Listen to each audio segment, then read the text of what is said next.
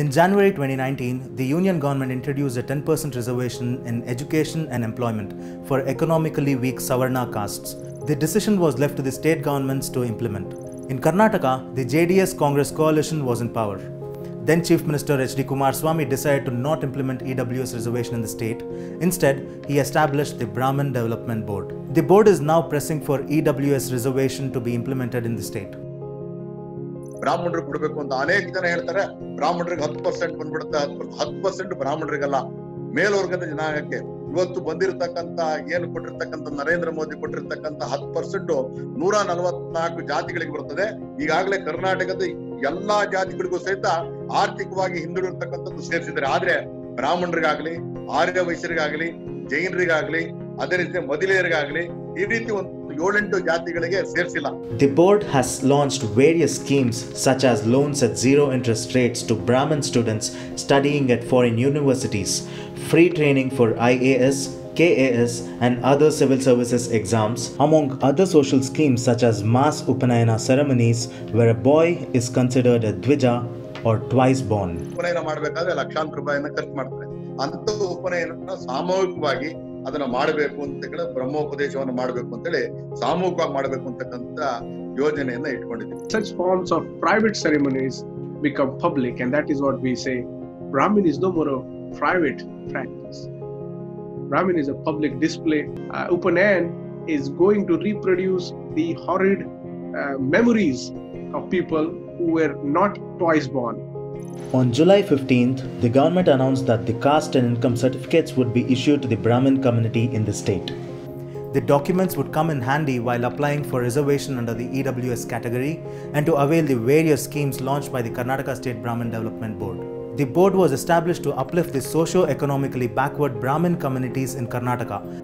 So, I don't know what data they are using, to claim that they are actually backward.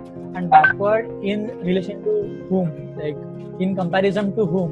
If you look at SC, ST, OBC groups, all those castes have definite history, They have faced oppression, they have faced subjugation, they have faced backwardness in terms of caste and occupation and things like that. And that has made them financially poor, that has made them socially backward, that has made them economically backward. Nearly half of India's electorate is made up of innumerable communities under the OBC category. A state government website of an OBC community states that education loans will be granted only to those families earning less than 3.5 lakh rupees per annum. Whereas a student from a Brahmin family earning up to 8 lakh rupees per year will be given financial assistance by the Brahmin Development Board. ತುಂಬಾ ಜನ ಬರ್ತಾರೆ, ಹೆಚ್ಚು ಕಮ್ಮಿ ಕರ್ನಾಟಕದಲ್ಲಿ ಇರ್ತಕ್ಕಂಥ ಹೆಚ್ಚು ಕಮ್ಮಿ 21-22% backward ಬಂದ್ಬಿಡ್ತಾರೆ. ಹಾಗಾಗಿ ಅವರಿಗೆ ಎಲ್ರಿಗೂ ಸಿಗ್ಬೇಕು ಅಂತಕ್ಕಂಥ ಹಿನ್ನೆಲೆಯಲ್ಲಿ ಅವರು ಒಂದು 3.5 ಲಕ್ಷ ಮಾಡ್ಕೊಂಡಿದ್ದಾರೆ. ಆದ್ರೆ ಬ್ರಾಹ್ಮಣರು ಇರ್ತಕ್ಕಂಥದ್ದೇ ನಿಮ್ಮ ಅಂಕಿ ಅಂಶದ ಪ್ರಕಾರ, ನನ್ನ ಪ್ರಕಾರ 5.5% ಅಂತ ಹೇಳ್ತೀನಿ, ಸರ್ಕಾರದ ಪ್ರಕಾರ 3.5% ಅಂತ. ಆ 3.5% ಅಲ್ಲಿ ಎಲ್ರಿಗೂ ಸಿಗ್ಬೇಕು ಅಂತಂದ್ರೆ ಸ್ವಲ್ಪ ಆರ್ಥಿಕವಾಗಿ ಹಿಂದುಳಿದ್ರು ಸಿಗಲಿ ಅಂತಕ್ಕಂಥದ್ದು 8 ಲಕ್ಷ ಮಾಡೋದು. ಇದು ಮಾನದಂಡ ನಾನ್ ಮಾಡಿರೋದಲ್ಲ, ಕೇಂದ್ರ ಸರ್ಕಾರ ಮಾಡಿರ್ತಕ್ಕಂಥದ್ದು. Backwardness is often limited to economic status, and social and cultural capital of the so-called upper castes are ignored. The Multidimensional Poverty Index, or MPI, identifies deprivations in health, education and standard of living at the household and individual level. As per the MPI, every second person belonging to the scheduled tribes and every third person belonging to the scheduled castes remains poor. Similarly, every third Muslim is multidimensionally poor.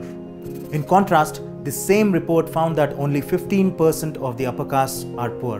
The state government of Karnataka has done grave injustice to the social justice and affirmative action policy itself. So this is ultimately against the social justice policy that the constitution tried to establish, and also it is against the welfare measures that the constitution provides for the state. So Karnataka, the old Mysore was one of the first governments to provide 73% reservation for all the SC, ST, OBC communities.